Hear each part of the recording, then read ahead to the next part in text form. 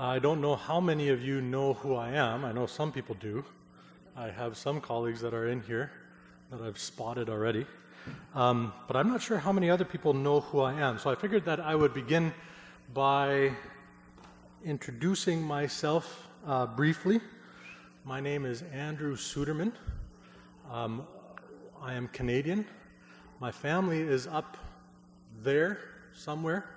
My wife Karen is up there taking care of the slides. My children are over there, Samantha and James, behaving themselves. And if not, I can see them, so that's good. My name is Andrew Suderman. I'm Canadian. We moved to Harrisonburg in January 2017 to work and teach at EMU. I was born, just as a brief kind of introduction, I was born in Canada, in Rosthern, Saskatchewan. For those of you who don't know where that is, Rosthern, Saskatchewan is kind of like the armpit of Canada. It's in the prairies. When I was 2, my parents became missionaries, and we lived in Bolivia for a year. In Costa Rica for a year, and then we lived in Bolivia for 4 years, at which point we moved to Kitchener, Ontario for 4 years. We then moved to Bogota, Colombia, where we lived for 5 years. I then went back to Rosthern to finish my high school and lived there for 2 years, then lived in Saskatoon for 2 years, went to Winnipeg, went to Canadian Mennonite Bible College or Canadian Mennonite Bridal College for 5 years. Karen and I met at CMBC. Job was completed. I lived in Winnipeg for 5 years. We then moved to Leamington, Ontario, where we were youth pastors for a year. We then moved to Kitchener for 5 years, where I worked at a homeless shelter. And then we worked with Mennonite Church Canada Witness in South Africa for 7 years. Both of our children were born in South Africa. And then we returned in 2016, spent a couple months in Canada, and then moved here in January 2017. Now we've been here for a year and a half and a bit, and are making our home in Harrisonburg. And so that's who I am in a brief kind of little tidbit. I'll be impressed if anybody can tell you how old I am, or if anybody can tell me how old I am based on those figures. They do add up. I teach as part of the BRAT department, the Bible, Religion, and Theology department, newly named. I like the acronym. We're brats. So that gives you a little picture of who I am. And it's nice to be here with you this morning. Thank you very much for the invitation. I understand that last Sunday you focused on the theme of the generosity of God and looked at the feeding of the multitude as recounted in John chapter 6. Today, I believe the proposed theme is the perception of scarcity, or facing our fears about scarcity. This, I think, is a very relevant theme, as so much of our society and social practices, our politics, our economics, our organizational priorities, are shaped by this basic fear, a fear that there is not enough. Recently, such fear has been used to justify practices that have not welcomed immigrants to a particular land, whether it is Europe or Colombia or the US. The logic is the same, and it is used to justify the safeguarding of that which we perceive to be ours. The basic assumption seems to be that because of competition, or to put it more nefariously, those who do not have our best interest at heart, we must secure what we need, what's ours, so that we may not only survive, but have what we need to thrive and be free. Thus, we take care of ourselves before we can take care of others. Such a logic assumes that to thrive and to be free is to A, be self-sufficient, and B, not be burdened by the needs of others. This is one of the most common questions raised about the Canadian healthcare system, for example, and our taxes. Doesn't it bother you that you need to contribute towards someone else who may be sick? Doesn't it bother you that your cash would go and support someone who may take advantage of the system? Interestingly, this is the basic logic regarding the tariffs slapped onto Canada recently. And so it's kind of interesting that Phil would invite a Canadian to visit here this morning. You can talk to him about that later. Tariffs were placed on particular Canadian imports, specifically steel, because of a supposed threat to national security. I didn't realize that Canadians were so threatening. And I have no idea how these newly imposed tariffs affect preaching engagements, but I guess that's something that MCUSA and MC Canada have to sort out. It is deemed as threatening to rely on another country for a product that is needed here, specifically for its national defense needs. The US, in other words, is not self-sufficient, and this poses a risk or a threat. It's not something that they want, although some economists see this more as a tactic regarding the ongoing NAFTA negotiations or whatnot, but be that as may. The basic logic is that I, me, the individual, capital I, is at the center of what's important and what matters. And I must protect myself, my interest, my community, my nation from others. What I find interesting is that the very meaning of the word individual, its etymological root, means to be indivisible. And yet, it is only indivisible when it is separate and apart from others. And so for an individual, that is someone who, based on the very meaning of the word, is separate and apart from others, to be free means that they inevitably must be free from the other. An antagonism, therefore, exists from the very beginning. Individual freedom means, at its core, being free from others. And individuality means being separate and apart from others. The etymology of these two words, individual and freedom, when conceived together, do not allow for the possibility of community. Put differently, it forms the foundation of a self-centered lens and form of politics. That is, a form of the way in which we relate to one another. I've tried to outline the basic logic of this cycle, or I'm working at this, so it's a kind of a draft. But a fear of scarcity, a basic fear of scarcity, leads to individualism. That is, looking out for oneself. Because there are limited resources, or too much competition, I must secure what I need. Individualism then leads to hoarding. Sometimes we call this saving, and I say this recognizing that our financial consultant is sitting amongst us here. But sometimes we call this hoarding or saving. I must accumulate so that I'll have enough for when I need it. Hoarding then leads to protectionism. I need to protect what is mine. Protectionism leads to paranoia and mistrust. I'm scared that others will take what is mine or what I perceive to be mine. And this highlights the fear of scarcity. And so the cycle continues. Living in South Africa for 7 years, we've learned how the South African legacy of apartheid is perhaps one of the best examples in how this fear of scarcity was translated into a politics shaped out of such anxiety. South Africa is a beautiful and marvelous land with amazing people, and we miss it every day. And yet, as many of you, I'm sure, know, South Africa has a long and painful history of colonialism and racial segregation. Its colonial history began with the arrival of European settlers in 1652. And from 1652, segregation and separation became the way of things. The original intent was for the Cape to be a filling station for the Dutch East Trading Company, for its many ships traveling to Java and India, a route that revolved around the spice trade.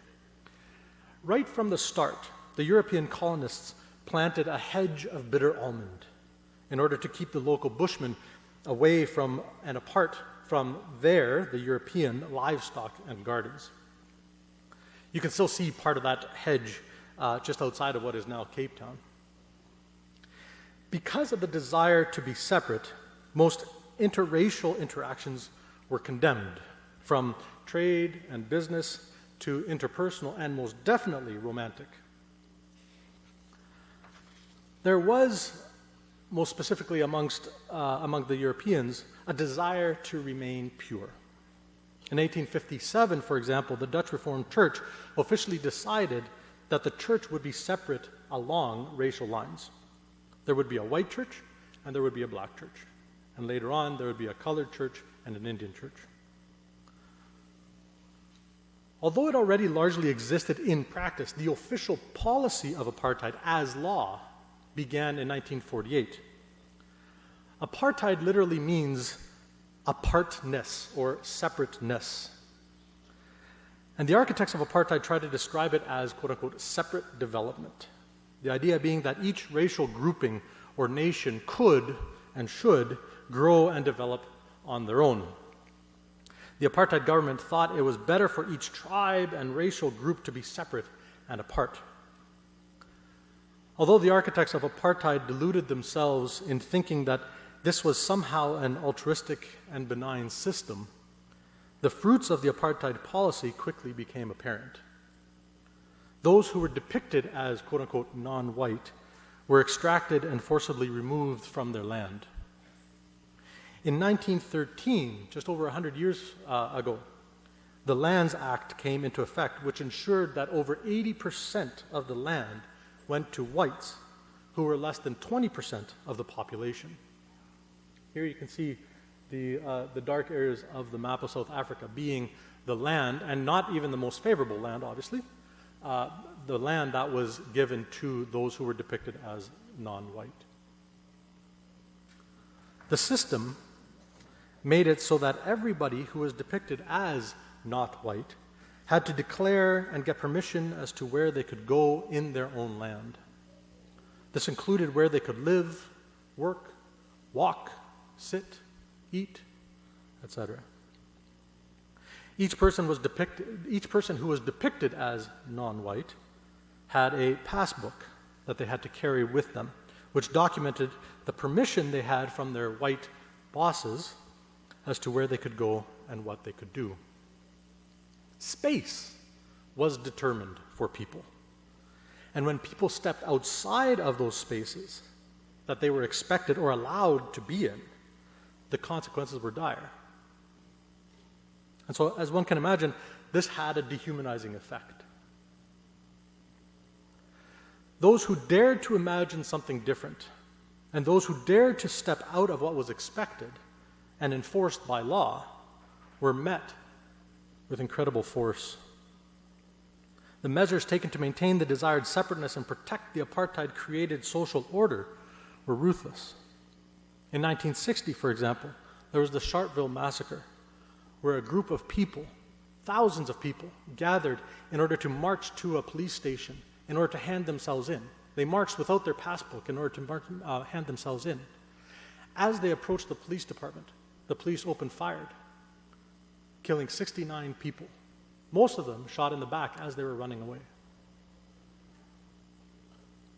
In 1976, there was the Soweto uprising, where, due to a change in policy, overnight, changing the teaching medium from English to Afrikaans, a language that many people did not know at that time, the children, the people from 13 years and older, gathered and organized together and marched in opposition and in protest to this change in policy. And so again, thousands upon thousands marched in Soweto to the police stations in order to demand that English was reinstated as the teaching medium. And once again, the police met them with force and opened fire on them. Hector Peterson, who was 13, was one of the first who was killed. Detentions, imprisonment, torture, killings, disappearances, all became common for those who challenged the apartheid system. Steve Biko is probably one face that many people might recognize. He's the father of the Black consciousness movement in South Africa. He was assassinated on September 12, 1977. These were the politics that anxiety created. The fear of scarcity that led the European settlers to think only about themselves and their own people, causing them to demarcate what they perceived was theirs, which then led them to protect what they had at all costs, creating a social order that separated and segregated through strict and oppressive mechanisms against those who would challenge their privilege and way of life. Envisioning a different reality, a different form of politics, a different way in which we could relate to one another was, and still is, a dangerous affair. Put bluntly, the fear of scarcity led to the politics of anxiety, which ultimately was a politics of death. Now, with this as our background, this morning's biblical text point to a different logic. The portion read from the book of Exodus recounts part of the story of the Hebrew people wandering in the desert after God heard their cries and, through Moses, helped them escape from slavery in Egypt. During this exodus, however, the people became disillusioned, discontent, and even rebellious at the predicament in which they found themselves, a predicament for which they quickly blamed God. The Hebrew people even began to reminisce about their life of slavery at the hands of their Egyptian oppressors, depicting Egypt as a land of plenty.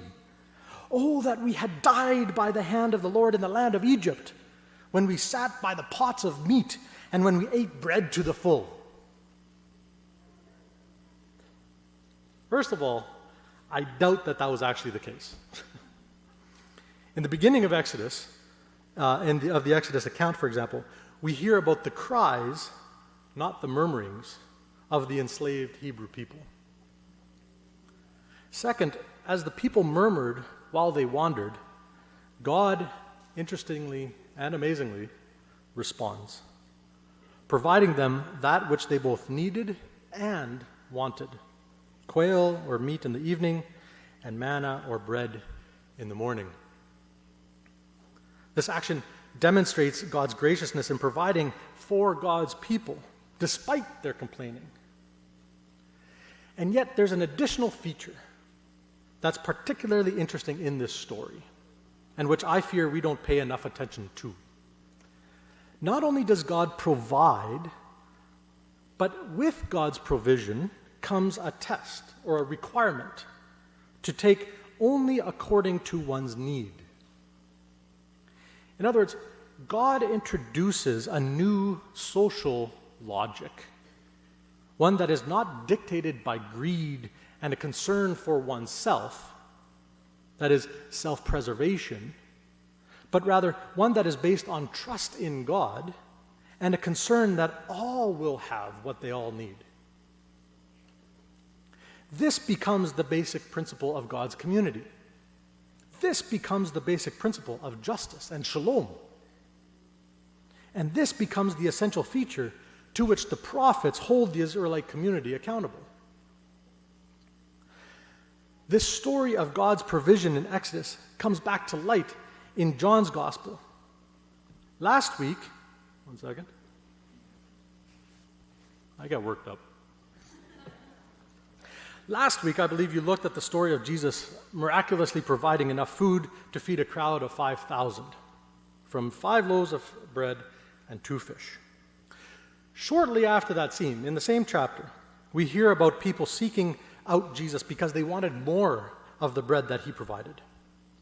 They remind Jesus of God's provision in the desert. And so they ask, "What work will you do so that we may believe?"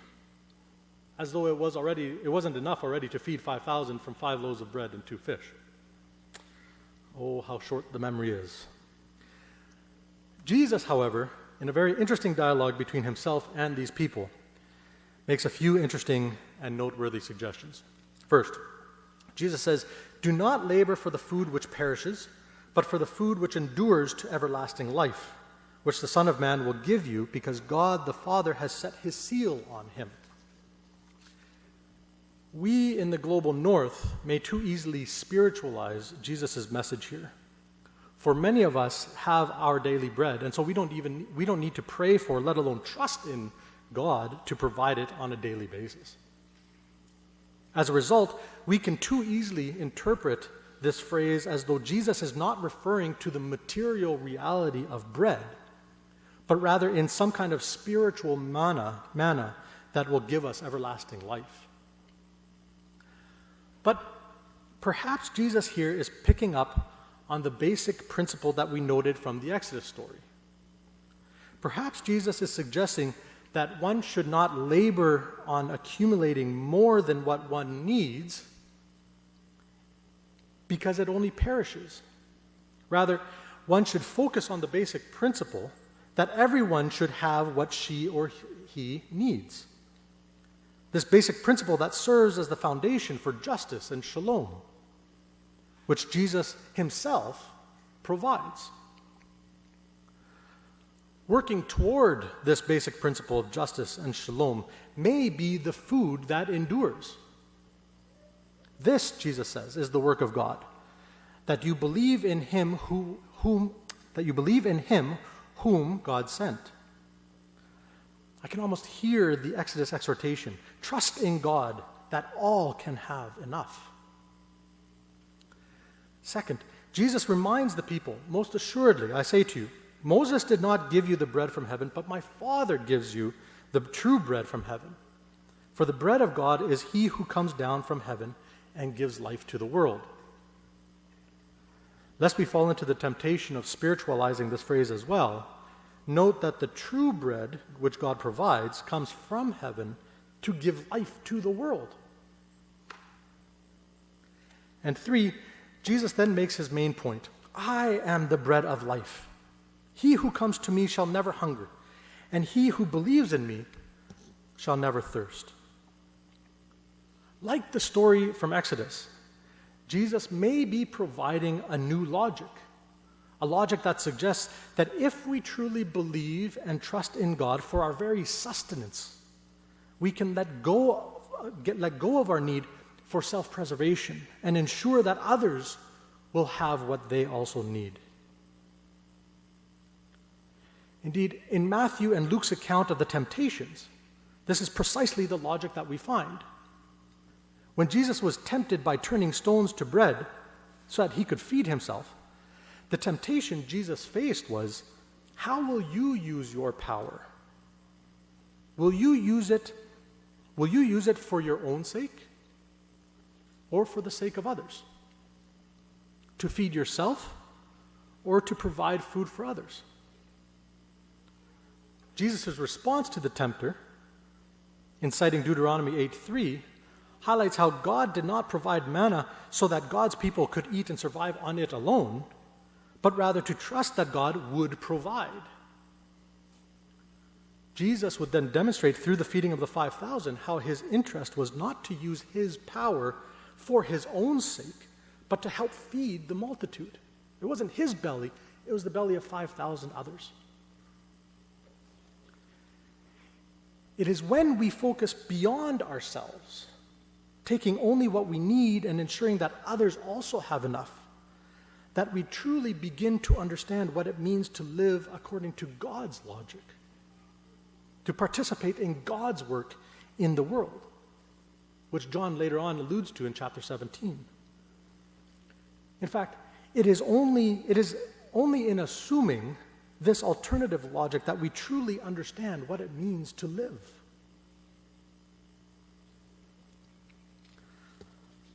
A lot more can be said about these texts. They're very rich. But allow me to conclude by returning back to South Africa. The whole story of South Africa was not bleak, despite the legacy of colonialism and apartheid. People found hope even in the midst of apartheid and its violence and oppression. Interestingly, however, hope emerged precisely when one challenged the apartheid system and its politics of anxiety. In other words, hope emerged when people embraced a logic that focused on the well-being of others, working to ensure that all could belong and have enough, even if we stepped out of the cycle, or even when we stepped out of the cycle of fear. As Dorothy Sola once put it, hope is found in the midst of struggle. And this was true in the South African case. Those who consciously stepped out of the cycle of fear and embraced a vision based on a vision of justice and holistic, political, economic, social, and racial togetherness and wellness, or what we might describe as shalom, they found hope in the struggle against apartheid. People knew what they did not want to embrace, and so they sought to create new spaces in the midst of the old that operated according to a different politic, one where everyone mattered, one that provided a glimpse, a taste of the future they desired, one that demonstrated the kind of relationships they wanted to embrace, one that operated on love and radical hospitality, and one that sought to serve and care for the well-being of the other. These became hopeful spaces.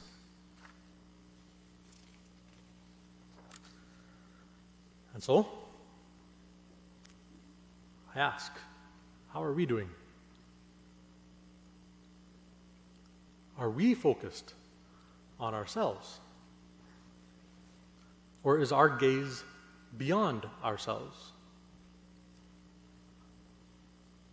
What would it look like if, in our personal lives, we only took what we needed and focused and worked on ensuring that others would also have what they need? What would it mean if our organizations would first look to ensure the needs of others before its own? Would we trust that God would provide? I don't have the answers to these questions. But I hope that we may have the courage to trust in God and seek only that which we need so that everyone may have enough. Amen.